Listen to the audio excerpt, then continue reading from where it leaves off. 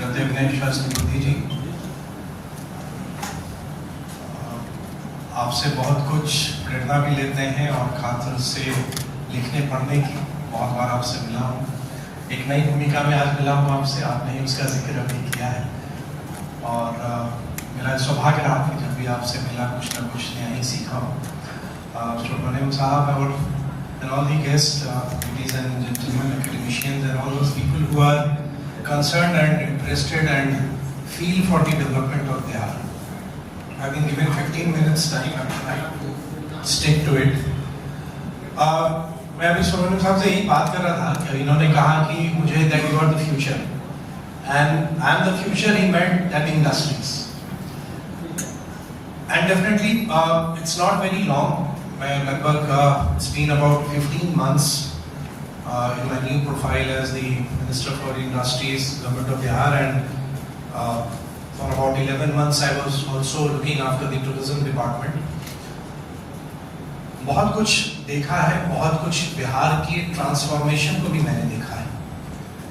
Because I was the part of the Honorable CM Nitish Kumar ji's first cabinet in 2005. और वहाँ से जो एक बिहार की नई जर्नी प्रारंभ हुई, न्यू जर्नी विच PCI's न्याय के साथ विकास, उस यात्रा को बहुत नजदीक से मैंने देखा है। And from the transformation from absence of governance to good governance, इसको भी मैंने देखा है, महसूस भी किया है। और विभिन्न जिम्मेदारी जो मुझे मिली, चाहे वो गन्ना उद्योग विभाग के मंत्री के तौर पर या आपदा प्रबंधन विभाग के मंत्री के तौर पर या लंबे समय तक ग्रामीण विकास विभाग के मंत्री के तौर पर, और अभी जो मैं उद्योग मंत्री के तौर पर जो मैं काम कर रहा हूँ, मैं प्रबोधिनी के प्रति आभार व्यक्त करता हूँ कि आपने जो विषय रखा है, अब नहीं मालूम कैसा ये संयोग हुआ है। मैं आज तक जितने भी इन्वेस्टर्स मीट में गया हूँ, I think I have attended more than a dozen investors meet where I have represented Bihar and I have strongly advocated Bihar कि आप आइए बिहार में निवेश कीजिए। मैं इसी विषय को रखता था कि Bihar has the potential to become the major growth engine in the eastern part of India. और मैं ये मानता भी हूँ कि बिहार की क्षमता है, और बिहार की क्षमता मैं ये भी कहता हूँ कि जिन राज्यों को संभवतः जहाँ पहुँचना था वो राज्य एक लेवल तक पहुँच चुके हैं, अब हमारी बारी है।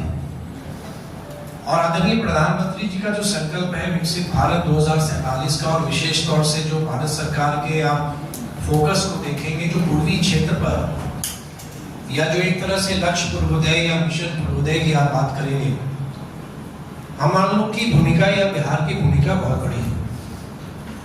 बहुत सारे डिसएडवांटेज भी रहे, बिहार ने बहुत सफर किया। आप सब लोग विद्युत जन है, आपको बहुत कुछ मुझे बताने की जरूरत नहीं है कि historically also Bihar has suffered a lot. अगर आप फ्रेट इक्वलाइजेशन के दौर में चले जाएं 1950 के दशक से, फिर आप 90 के दशक पर आ जाएं, जहां पूरा जो हमारा वैश्वीकरण का जो युग शुरू हुआ, जो अर्थव्यवस्था का खुलना शुरू हुआ, कहीं ना कहीं हम उससे पीछे छूटते चले गए।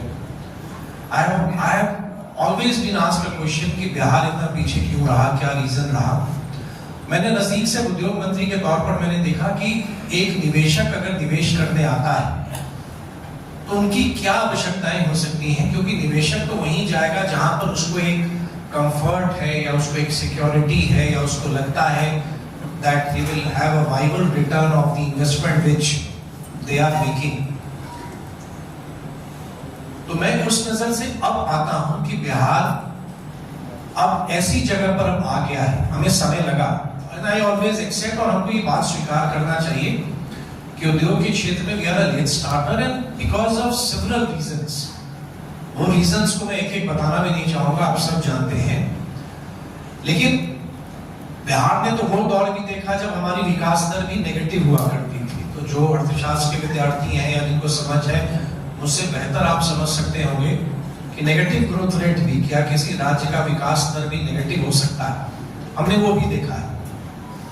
लेकिन 20 वर्षों में आदरणीय मुख्यमंत्री जी की कड़ी मेहनत और उनके नेतृत्व ने, और आज भारत सरकार में आदरणीय प्रधानमंत्री जी के मार्गदर्शन में और भारत सरकार के सहयोग से बिहार ने बहुत कुछ प्राप्त किया। आज हमारी इंफ्रास्ट्रक्चर, आप किसी राज्य से अगर आप तुलना करें, हम उन राज्यों के बराबर में हैं। हमारी कनेक्टिविटी इंप्रूव हुई है, हमारे बहुत सारे एक्सप्रेस हाईवेज अब आ रहे हैं, एयरपोर्ट्स की संख्या हमारी बढ़ रही है। पहले सिर्फ पटना था, बाद में गया हुआ, दरभंगा हो रहा है, अब पूर्णिया हो जाएगा आने वाले समय में।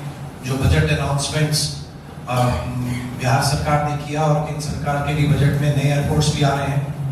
आदरणीय प्रधानमंत्री जी अभी कुछ दिन पहले ही आए थे, पटना एयरपोर्ट का नया टर्मिनल उन्होंने उसका लोकार्पण किया, बिहटा में नए टर्मिनल बिल्डिंग का शिलान्यास किया। कनेक्टिविटी, पावर सप्लाई, मैं तो जब 2005 में पहली बार विधायक बन के आया और 2000 में पहली बार जब चुनाव लड़ा, गांव के लोगों को मालूम भी नहीं था कि बिजली अब क्या होती है, वो भूल चुके थे। और शायद लोगों के मन में ये एक स्वीकारता हो गई थी कि मेरी नियति यही है, शायद मेरा जीवन ऐसे ही रहेगा, कुछ बदलने वाला नहीं है, उन्होंने एक्सेप्ट कर दिया था। लेकिन आज मैं बार बार जब उद्योग में जा रहा हूँ, मिल रहा हूँ, कल भी मैं शिवहर जैसे जिले में था, वहां में उद्यमियों के साथ एक संवाद कर रहा था। मैंने हर एक जगह पूछा कि बिजली का कोई विषय है क्या, पावर सप्लाई कोई इशू है क्या पावर बैकअप्स पे आपकी ज्यादा निर्भरता है क्या? सबों ने कहा कि नहीं, हमको जितनी बिजली चाहिए उतनी हमको मिल रही है। In industry department we use a hashtag as Bihar है तैयार, और सही मायने में मुझको लगता है कि बिहार सही मायने में अब तैयार है एक लीड लेने के लिए, एक नेतृत्व करने के लिए। और जो हमारी क्षमता है, कितने लोगों को आपको मालूम है मैं नहीं कह सकता, लेकिन एक बिहार के बारे में अब धारणा बनती जा रही थी कि हम लैंडलॉक्ड स्टेट हैं, तो हमारी बहुत सारे लिमिटेशंस हैं, हम बहुत काम नहीं कर पाएंगे। बट अब पटना के बिहटा में भी है फंक्शनल ड्राई पोर्ट, आईसीटी अब हमारा वहाँ फंक्शनल है, इनलैंड कंटेनर डिपो, कस्टम्स के ऑफिसर्स वहाँ बैठ रहे हैं। और बिहार से दुनिया में आप कहीं भी किसी भी प्रोडक्ट को आप भेज सकते हैं। मैं साक्षी बना हूं एक ऐसी घटना का, तो शायद उन कंपनियों के लिए वो छोटी सी घटना है, लेकिन we as a Bihari, wherever we are, जो बिहारी डायस्पोरा है, क्योंकि हम लोग एक परसेप्शन के शिकार हैं, we have been always been a victim of perception. बहुत लोगों ने अब धारणा बिहार गए बिना बना रखी है कि बिहार ऐसा है वैसा है। मैं कुछ दिन पहले मढ़ौरा रेल इंजन फैक्ट्री गया, और आप शायद जिन्होंने अगर देखा हो न्यूज, आप विश्वास नहीं करेंगे कि आज बिहार के मढ़ौरा रेल इंजन फैक्ट्री का बना हुआ रेल इंजन वेस्टर्न अफ्रीका का कंट्री गिनी अगले 3 वर्षों में 3000 करोड़ का एक्सपोर्ट का ऑर्डर मढ़ौरा फैक्ट्री को मिला है। और बिहार से निर्मित रेल इंजन अब अफ्रीका जा रही है। शायद दूसरे राज्यों की में अगर आप तुलना करें तो 3000 वर्थ ऑफ एक्सपोर्ट ऑर्डर शायद छोटी सी बात होगी, लेकिन हमारे यहाँ है कि जो प्रधानमंत्री जी का जो लक्ष्य है कि make in India and make for the world, हम उस दिशा में जा रहे हैं। और आज बिहार से मुझको बहुत बड़ी बात लगी कि अब बिहार का एक ग्लोबल मैप पे एक्सपोर्ट में हमारा एक फुटप्रिंट अब जा रहा है कि मैन्युफैक्चर अच्छा कर सकते हैं। हम समाप्ति करेंगे, एक जानकारी और दें आपको, भारत सरकार एक बहुत बड़ी मैन्युफैक्चरिंग की पॉलिसी भी बना रही है, और आने वाले समय में हमें जो भारत सरकार चाहती है कि जो हमारा जो मैन्युफैक्चरिंग में जो हमारा कंट्रीब्यूशन है जीडीपी में, हम उसमें हम बढ़ोतरी करें। और हम जब चाइना से हम कम्पीट करते हैं, चाइना के से हमें आगे निकलना है, चाइना की बराबरी हमें करनी है, तो कहीं ना कहीं मैन्युफैक्चरिंग में हमको बहुत आगे काम करने की जरूरत है। और भारत को एक मैन्युफैक्चरिंग हब के तौर पर पूरी दुनिया के सामने प्रस्तुत करना है, तो बिहार की बहुत बड़ी भूमिका होगी। हमारा ह्यूमन कैपिटल, हमारा ज्योग्राफिकल एडवांटेज, हमारा जो एक आप कहें कि एक जिन राज्यों के साथ हम अपनी सीमाएं शेयर करते हैं, इंटरनेशनल बॉर्डर्स हम शेयर करते हैं, तो बिहार का एक अपना स्ट्रेंथ है जो हम अपने डिपार्टमेंट ऑफ इंडस्ट्रीज में जब when we make a presentation in front of investors, the first slide which we show to them is the advantage Bihar. Bihar क्यों? Why बिहार से हम why not बिहार बना रहे हैं? कि अगर आप प्रश्न करते हैं कि बिहार क्यों, तो हम प्रश्न करते हैं बिहार क्यों नहीं? आपको बिहार आने से क्या रोकता है?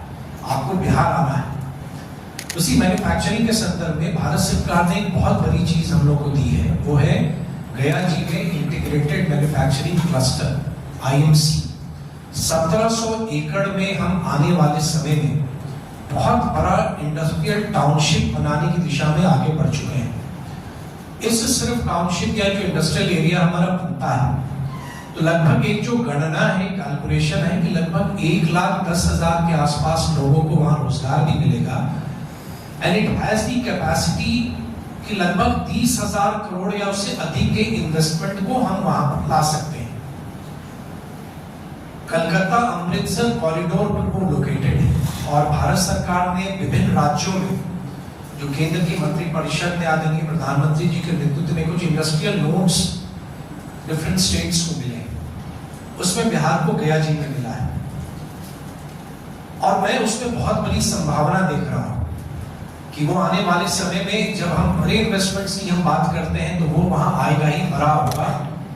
हम अपने लैंड बैंक का भी एक्सपेंशन कर रहे हैं ताकि निवेश आए, पॉलिसीज हम बना रहे हैं, नई औद्योगिक नीति पर हम काम कर रहे हैं, सेक्टरल पॉलिसीज बना रहे हैं, बायोफ्यूल्स पर हमने बनाया है, फूड प्रोसेसिंग पे हम बना रहे हैं, फार्मास्यूटिकल्स पे हम बना रहे हैं, प्लास्टिक्स पे हम बना रहे हैं। तो बिहार की जहां पर कोर स्ट्रेंथ है, उस कोर स्ट्रेंथ को टैप करने के लिए जो पॉलिसी सपोर्ट भी चाहिए वो हम बना रहे हैं। साथ ही साथ when we talk about big ticket investment at the same time, अब एमएसएमई को भी इक्वली उसी नजर से हम देख रहे हैं। पूरे देश की अर्थव्यवस्था में भी एमएसएमई का बहुत बड़ा कंट्रीब्यूशन है और बिहार में आप शायद समझते नहीं होंगे या देख नहीं पा रहे होंगे, लेकिन एक बात से आप सहमत होंगे कि बिहार में हम लोग की जो अपब्रिंगिंग होती है ना, वो एक सिक्योर्ड गवर्नमेंट जॉब्स की तरफ हमारा इंक्लिनेशन होता है। तो हमारे यहाँ वो उद्यमिता, वो इंटरप्राइज वाला चीज बहुत लेट स्टार्ट हुआ है, लेकिन आज 9 लाख लोग रजिस्टर्ड हैं हमारे उद्यमी पोर्टल पे बिहार में। और इन प्रोग्राम लाइक मुख्यमंत्री उद्यमी योजना या बिहार लघु उद्यमी योजना, पीएमएफएमई, प्रधानमंत्री रोजगार योजना, स्टार्टअप, इन सबों की संख्या अगर हम 3-4 वर्षों की अगर हम देखते हैं तो लगभग 2 लाख से अधिक माइक्रो एंटरप्राइजेस रूरल एरियाज में इमर्ज कर रहे हैं। और मैं मानता हूं कि ये कहीं ना कहीं मौन क्रांति ला रहे हैं ग्रामीण अर्थव्यवस्था में। साइलेंटली वो देख रहे हैं। मैं बहुतों से इंटरैक्ट कर रहा हूं, उनको मदद पहुंचाने की कोशिश कर रहा हूं। हम लेट स्टार्टर हैं दूसरे राज्यों की तुलना में। एक साल में you will not believe the startups, registered startups इन बिहार, जितना हमारी स्टार्टअप पॉलिसी 2017-22 से होते हुए हम जब 2024 में आए, जितने नंबर्स पर हम गए थे, वी हैव अचीव्ड डबल, मतलब से डबल हमने कर दिया है। लगभग एक साल पहले 600, 550, 600 स्टार्टअप्स थे। आज लगभग 1600 के आसपास रजिस्टर्ड स्टार्टअप है जो बिहार स्टार्टअप नीति के तहत they are being provided help and support. तो ये सब सारी ऐसी चीजें हैं जो बिहार में पहले नहीं थी, कोई सोच नहीं सकता था। बोल सकते हैं, लेकिन अब हमारे पास सबसे बड़ी बात है कि हमारे पास जो ह्यूमन कैपिटल है, हर एक डिस्ट्रिक्ट में engineering colleges, polytechnics, medical colleges, ITIs, जितना हम एजुकेशन पे हम स्पेंड करते जा रहे हैं, तो we are industry ready now. हमारा पूरा इकोसिस्टम, एक आबोहवा, ईज ऑफ डूइंग बिजनेस, सब कुछ में बिहार है तैयार। और हम इस पोजीशन में हैं as a minister for industry government of Bihar. मैं पूरी जवाबदेही के साथ इस बात को मैं कह सकता हूं कि आने वाला समय निश्चित रूप से बिहार का है। बिहार वो दिन दूर नहीं है कि पूरे पूर्वी भारत में सबसे फेवर्ड इन्वेस्टमेंट डेस्टिनेशन बनने जा रहा है लोगों के लिए। हमारी क्षमताएं अपार हैं, संभावनाएं अपार हैं। सिर्फ आवश्यकता 2 चीजों की है, क्या हुआ क्या नहीं हुआ इसकी विवेचना छोड़ के हम एक बेहतर बिहार, विकसित भारत, विकसित बिहार की बात करें। हम एक बेहतर फ्यूचर बना सकते हैं, एक अच्छा भविष्य हम बनवा सकते हैं। पहले की बात करके अब हम उस पर बहुत परिवर्तन नहीं ला सकते। और संकल्पित और सच्ची बातें करें, सकारात्मक बातें करें, जो अच्छी बातें हो रही हैं उसको शेयर करें। बिहारी डायस्पोरा को भी मैं ये कहता हूं कि please share the positive things about Bihar. हम बिहार के बारे में जो अच्छी चीजें हो रही हैं, बिहार की अच्छी चीजों को हम दुनिया को दिखाएं कि ये अच्छी चीजें बिहार में अब हो रही हैं।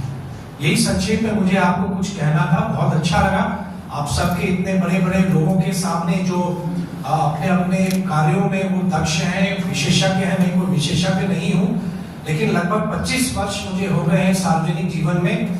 और जो शिक्षा मैंने प्राप्त की है, जिस कमिटमेंट और पैशन के साथ मैं काम कर रहा हूँ, जो मौका आदरणीय मुख्यमंत्री जी ने अपने मंत्रिपरिषद में शामिल करके मुझको दिया है, जो भरोसा आदरणीय प्रधानमंत्री जी का हम सबों के साथ है कि विकसित भारत को प्राप्त करना है, उसके लिए विकसित बिहार आवश्यक है और पूर्वोदय में Bihar is ready to take a lead. आइए आगे बढ़ते हैं, बिहार की प्रगति को देश की प्रगति के साथ जोड़ते हैं। बहुत बहुत धन्यवाद। जय हिंद।